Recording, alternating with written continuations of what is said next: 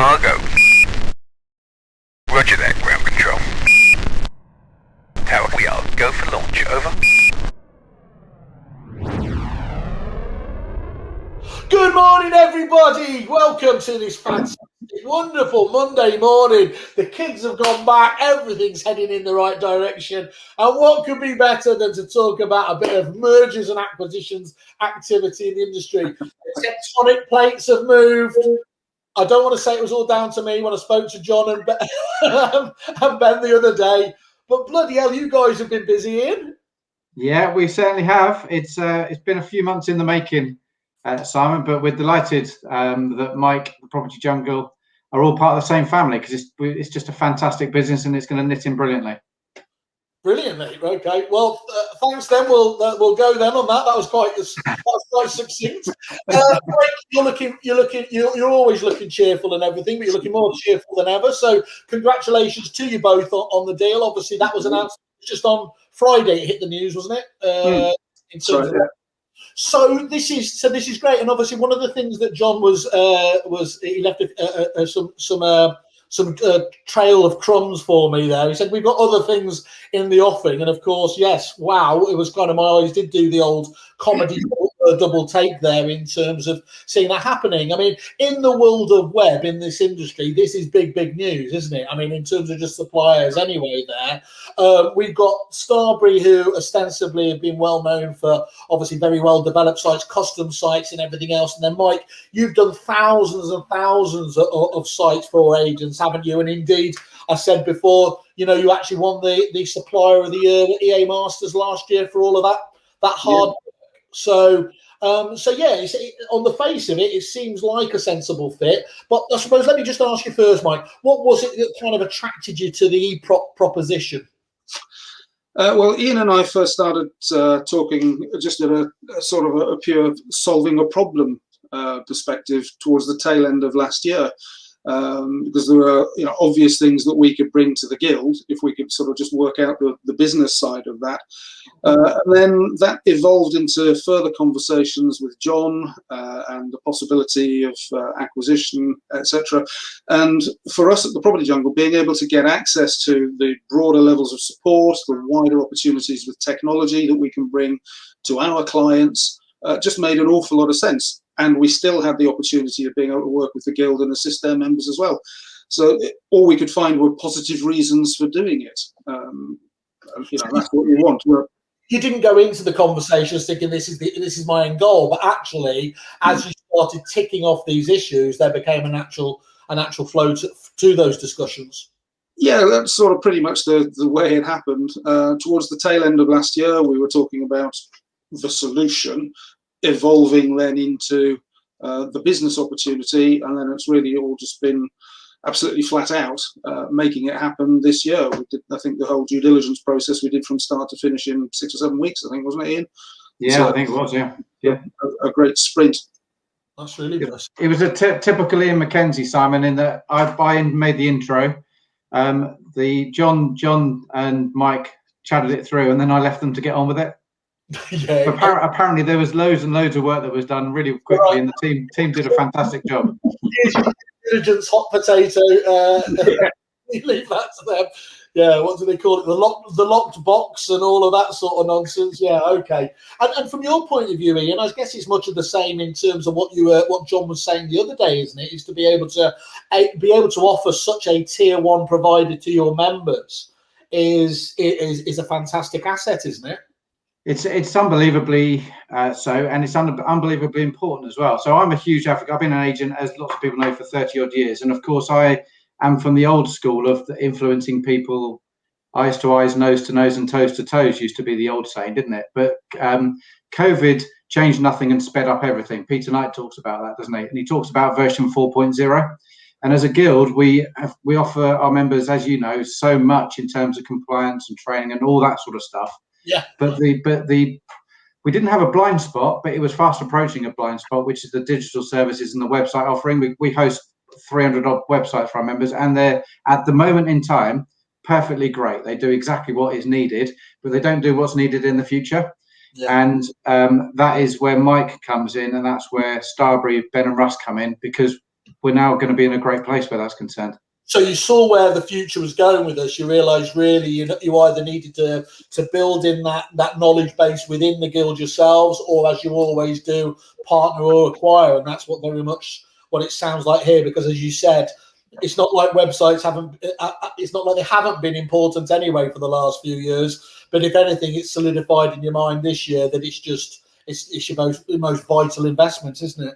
Exactly right. It's the digital communication and journey with the customer.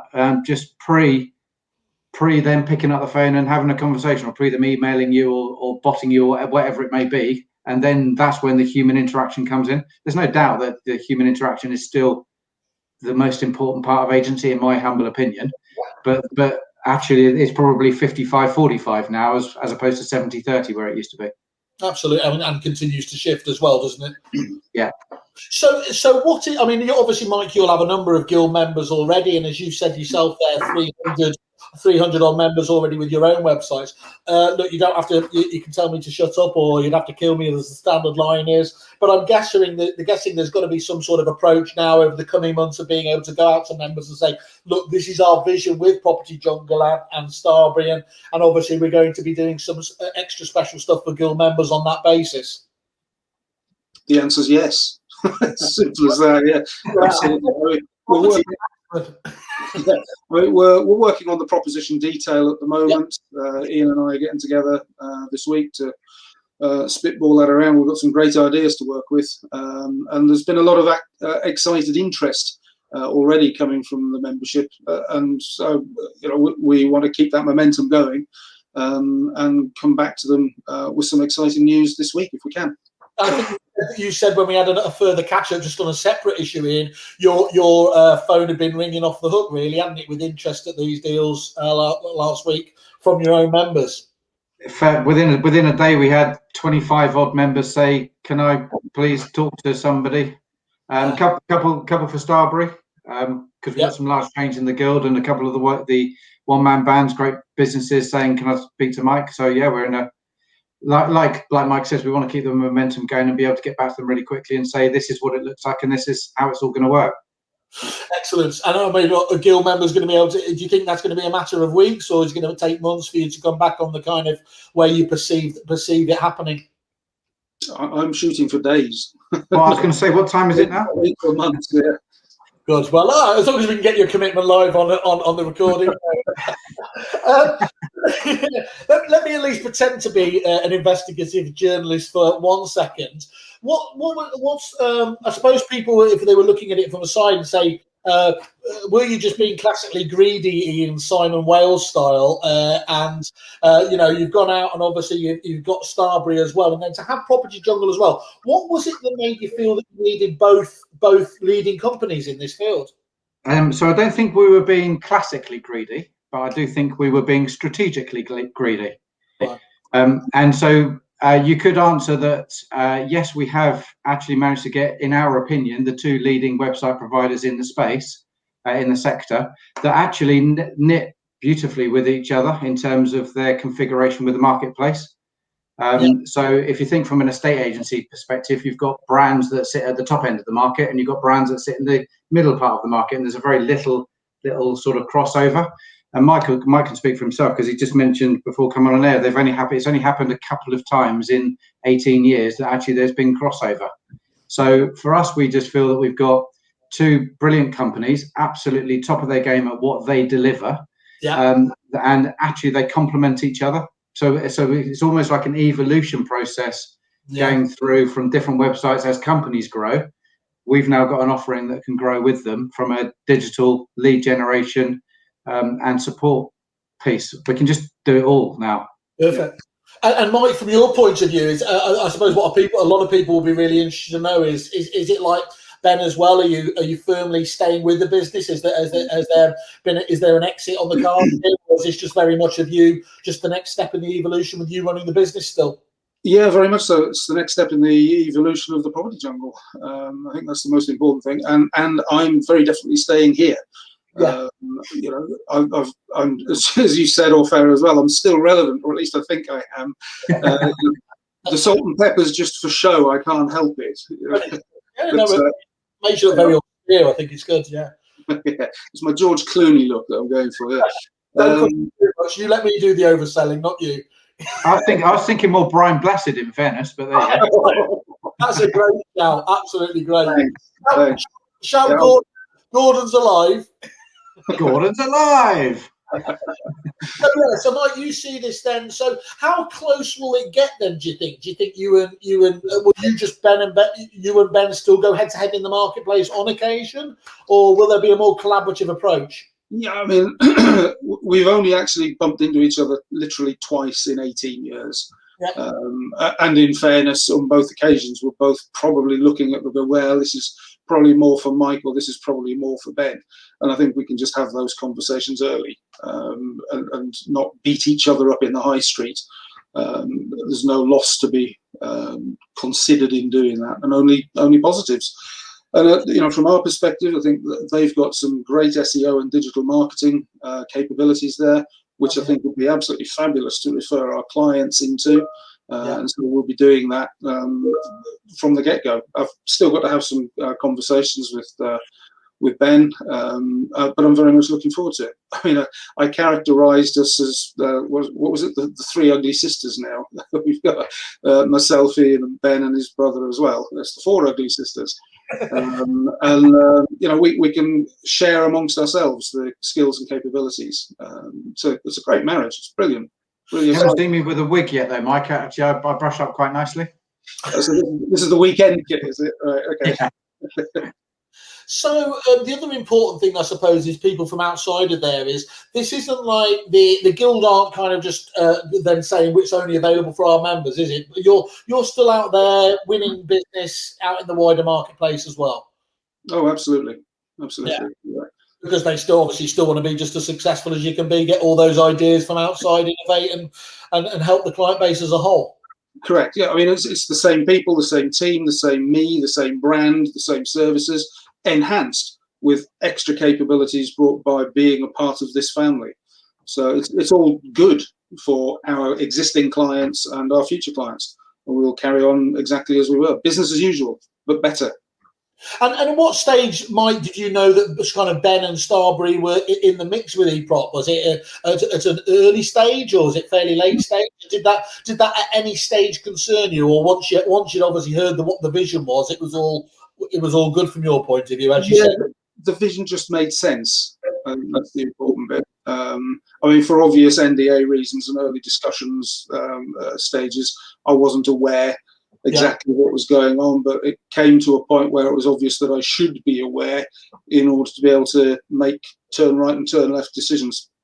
And that was all done very responsibly and diplomatically, and just made compelling sense. I'll ask you over a pint who started talking first, and then we can start. Was it Starbury or was it Property Jungle? But you don't have to answer that now. I'm aching for the pint. Let's leave it at that. It's all positive. And do you see, Iain, do you see this from your point of view? Look, you guys, Property Jungle and Starbury have always had, very good relationships per se with the key partners like the CRM's packages. But I'm guessing, Iain, as well, this will grow into a wider vision for you now in terms of how much you can do, isn't it? In terms of making sure that really fits into those key partners. Yeah, absolutely. So we have got a sort of a 12-18 month plan of a platform where all of the services of the guild can sort of integrate seamlessly. And that's John's the expert on that. I'm surprised you didn't get that out of him last week, Simon. But that's his baby. But it's all part of the bigger plan. And in the meantime, we'll just deliver excellence to the guild members. Mike will deliver excellence to his customers, and same with Starbury. So, and then as Mike said, we're going to be respectful of each other's businesses, because there has to be clear points of differentiation, has to be. Yeah. But at the same time, we'll share the best practices so that it doesn't compromise anybody's business. No, that makes, and I can see the angle there, because obviously one of the challenges you've got with so many fantastic members across the, fine and country and the guild and everything else there, but that's a challenge as well, isn't it? Because they've all got a million and one different, never mind whether it's a CRM system or all the other things. So having some central kind of ability to log into it. I mean, in my head, the minute you said that, I'm thinking of something like a Guild Zapier or something like that that allows, you know, that integration point there. Does make perfect sense, and of course would help those discussions with key partners much better. Yeah, if I knew what you were talking about, I could possibly agree with you. So I'm just tossing out things that I hear other people, which has basically been my career, to be honest. yeah. So in the early days, what do you think you can say to your mutual clients? What should they expect to see from you in let's say the first 6 months and then longer afield? From the guild perspective, it is please expect a communication about Mike's product available to guild members, seamlessly integrating with all of the blogs and all that sort of thing that we deliver for our members, etc. And Mike can speak for himself. Yeah, well, I'm very much looking forward to being able to talk to our existing customers and future customers about Iain's print capabilities, for example. That's something that we've never had in our toolkit, but is obviously something that's very important to agents. And talking to John throughout this whole process, you know, print's really kind of come back and come of age recently. So to be able to get our hands on that and offer that to our clients, I think it's going to be a really important increase in the breadth of product offering that we've got. Being able to access Ben's team and their SEO and digital marketing capabilities is also going to be very important. I think it's an exciting time to be a client of the Property Jungle, because there's only more capabilities going to be able to be available to them. Yeah, and with that final caveat as well, with it not kind of just lumped on the side of it, but actually with some clear vision about how to integrate and tie it all together, which will, you know, most agents they'll be very nervous at ending more kind of systems that aren't joined up. But if you can help get those into one basket, as long as it's the right basket, that's what agents, I believe, are looking for, isn't it? Yeah, completely. And certainly that, just what you said there, John did touch on that last week. I think that did strike me there. That omni-channel approach, which sometimes sounds a bit of a ridiculous marketing phrase, but it does resonate, doesn't it? Is that, you know, you shouldn't just be doubling down on one method of marketing. And when it works best is where it is blended there. So to be able to have the digital experience working hand in glove with what is you, obviously. I mean, it works well for the guild members, but foreign and country as well. Some of the stuff you guys put out internally is absolutely first class, isn't it, Iain? Yeah, it really is. Henry T. Ford once famously said, 50% of my marketing works, I just don't know which 50%. In today's world, of course, with the digital leads and assets, we can track certain elements of it. It's less difficult, of course, to track print. But if my household is typical of anything during lockdown, when a magazine comes in through the door, we almost run around the house with excitement that we've got something else to read and something to do for a couple of hours. So it's again just about shelf life, it's exposure, service exposure, part of the strategy, and it's all of those things all combined, because the demographics of the UK have probably never been more extreme in terms of the capability of tech versus the lack of capability at the moment. It's probably at the high point as we speak, I would have thought. And so you've got to have the right marketing strategy for your towns. Not all towns are the same, and it's just knowing your clientele. And is this just looking wider afield as well, just from your point of view? Is this very much a statement of intent, Iain, do you think, from eProp and Tosca Fund, that this is, you're interested in much more of these strategic style deals to going forwards? We have a vision that we would be a digital platform to the sector, to the guild, and to Fine and Country, etc. And of course, alongside that is the trust, integrity, and results piece that comes through all of the training, all of the education, etc. So it just blends in beautifully. It all just knits it all together. I can certainly see that. Yeah, I mean, I think it's been, in the days gone. Michael know this, when we used to be at whatever it was, the Property Computer Show. Look, it was only the portals really that used to scoop up the other businesses and look at having these collections of different service providers.